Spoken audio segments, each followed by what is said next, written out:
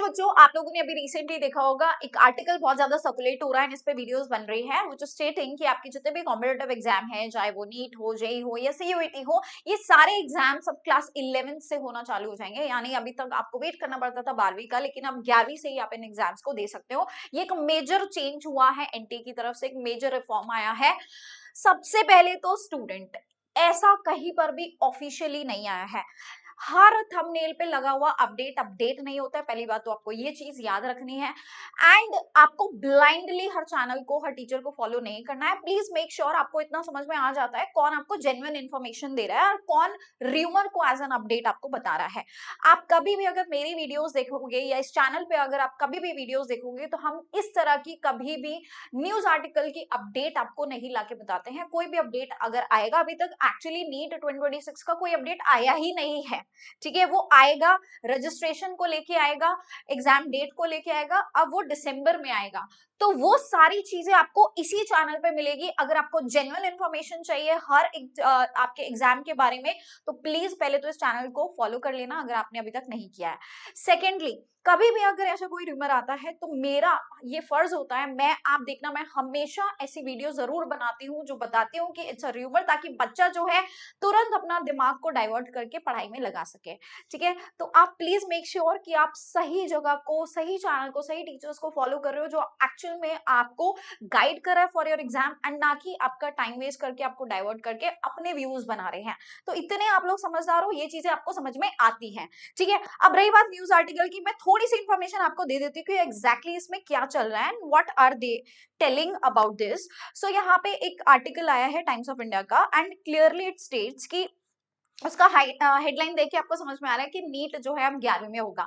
पहली चीज तो आपके लिए होगा नहीं होगा, भाई आप तो 12वीं में है, ठीक है, या आप ड्रॉपर है, तो आपको तो इससे टेंशन होनी नहीं चाहिए। ऐसी वीडियोस को देखना ही नहीं चाहिए यार आप लोगों को, आपके लिए तो ये बनी भी नहीं है, ठीक है। तो don't waste your time on such videos, right. अब दूसरी चीज, अगर ऐसा कुछ रिफॉर्म आता भी है, पहली बात तो इसकी एक अलग से कमेटी बनी है 11 लोगों की, एंड उन लोगों ने ये कुछ ऐसा सजेशन दिया है कि बच्चों का ना कोचिंग में बहुत ज्यादा समय वेस्ट होता है, 5-5 6-6 घंटा जाता है स्कूल के बाद में। तो हम ऐसा करते हैं कि अब हम कुछ ऐसा हाइब्रिड मोड लेके आते हैं जिसमें बच्चा जो है स्कूल में भी अपने बोर्ड एग्जाम्स के साथ साथ उसका एप्टीट्यूड टेस्ट रहेगा, ताकि वो कॉम्पिटेटिव एग्जाम्स के लिए भी तैयारी कर पाए।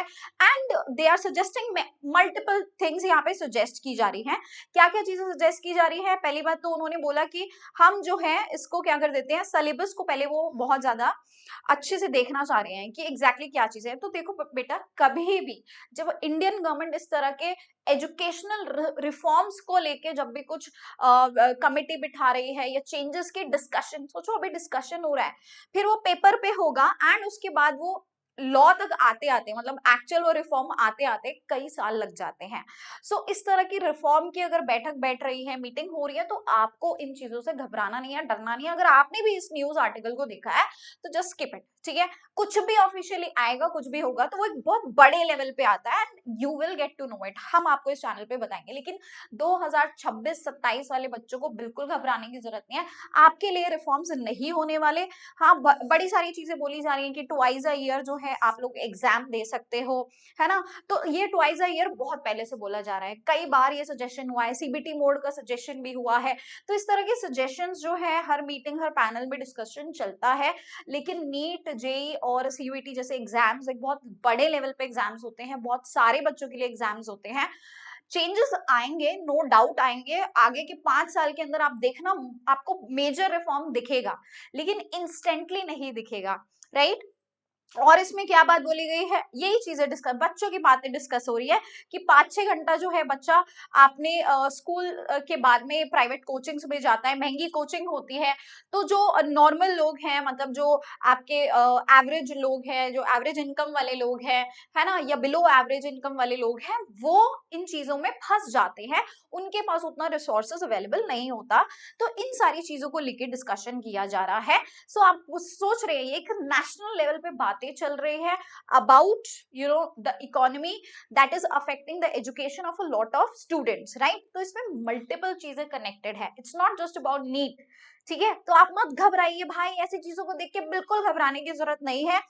Committee also examined a hybrid assessment model उन्होंने सजेस्ट किया है एंट्रेंस एग्जाम को लेके। हालांकि ये चीजें बहुत अच्छी है अगर इस तरह की चीजें आ जाती हैं। इन्होंने बोला है कि क्लासरूम लर्निंग को स्ट्रेंथन कर देते हैं, है ना, इम्प्रूव इंटरनल असेसमेंट्स को बढ़ा देते हैं, रिड्यूस एक्सेसिव डिपेंडेंस, इस तरह का कुछ रिफॉर्म्स की डिस्कशन जो है लास्ट ईयर आपके बोर्ड एग्जाम्स को लेके भी हो रही थी कि बोर्ड एग्जाम्स में मेजर रिफॉर्म्स आने वाले हैं। ऐसी डिस्कशंस होती रहती है, हर 10 दिन 15 दिन में होंगे। अब बेटा उनको बिठाया गया है वहां पे, तो कुछ तो डिस्कस करेंगे रिफॉर्म तो करने नहीं वाले, डिस्कशंस तो करेंगे, ठीक है। तो ऐसे डिस्कशन से घबराना नहीं है, पहली चीज। Next, deliberations covered broader systematic challenges. Okay, ठीक है भाई, ये एक बहुत मेजर चीज है, आप देख रहे हो इसमें बहुत ब्रॉड सिस्टमैटिक चैलेंजेस आते हैं, सिलेबस गैप्स है, ठीक है, डमी स्कूल बढ़ चुके हैं, वीक फॉर्मेटिव असेसमेंट्स हो गया, अनइवन टीचर कॉम्पिटेंसी हो चुका है, lack of structural career counselling in schools, बच्चों को पता ही नहीं है कि करना क्या है। साइंस ले ली, आइदर जेई और नीट, इसके अलावा उनको पता ही नहीं है।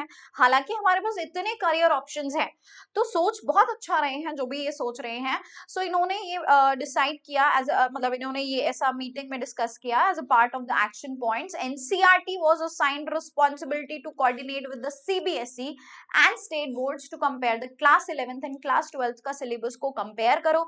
तो एनसीईआरटी को इन्होंने बोला है, ठीक है, तो आप अपना सिलेबस को कंपेयर करो 11वीं और 12वीं का with the expectations of the competitive exams, aiming to reduce the disparities and align school curricula with the entrance। so मतलब बेसिकली कि एनसीईआरटी को बोला गया है कि जो आपका सिलेबस एंट्रेंस एग्जाम के लिए होता है उसको कंपेयर करो, देखो, और ये स्कूल की रिस्पॉन्सिबिलिटी होनी चाहिए कि स्कूल वाले जो है बच्चे को एंट्रेंस एग्जाम के लिए तैयार करें और ना ही कोचिंग वाले। ये इनका सजेशन था, ठीक है। ओवरऑल बहुत अच्छा सजेशन रहा है, एंड मुझे भी ऐसा लगता है कि education is right to everybody. हर बच्चे को, हर एक बच्चा जो इंडिया के अंदर है उसको राइट होना चाहिए फॉर द एजुकेशन। अगर आपके पास बहुत ज्यादा पैसा नहीं है, इतना आप एक्सपेंसिव कोचिंग्स में नहीं जा सकते, तो इसका मतलब ये नहीं है कि आप डॉक्टर नहीं बन सकते, आप इंजीनियर नहीं बन सकते। ये आपका हक है, और गवर्नमेंट अब इसके बारे में सोच रही है, तो ये बहुत अच्छी चीज है ना। तो हम ये उम्मीद करते हैं कि ये रिफॉर्म्स जो है वो बहुत जल्दी आएंगे, लेकिन एज सच कोई बहुत मेजर अपडेट जैसा अभी इतनी जल्दी, बहुत जल्दी रिफॉर्म कुछ नहीं होने वाला है। These things are going to take time, ठीक है। तो जितने भी 2026-27 ये वाले जितने भी बच्चे हैं, आपको इन चीजों से घबराने की जरूरत नहीं है ना। कुछ भी चेंज नहीं हो रहा, और अगर होता भी है तो वो कुछ अच्छे के लिए ही होगा, ठीक है, लेकिन आपके लिए नहीं हो रहा है। सो प्लीज निश्चिंत रहिए, पढ़ाई को कैरी फॉरवर्ड कीजिए, एंड यस, इस चैनल पे ही बने रहिए, क्योंकि यहीं पे आपको जो है जेन्युइन इन्फॉर्मेशन मिलेगी, अदरवाइज आपको सिर्फ बेवकूफ बनाया जाएगा। Thank you so much, bye bye and take care.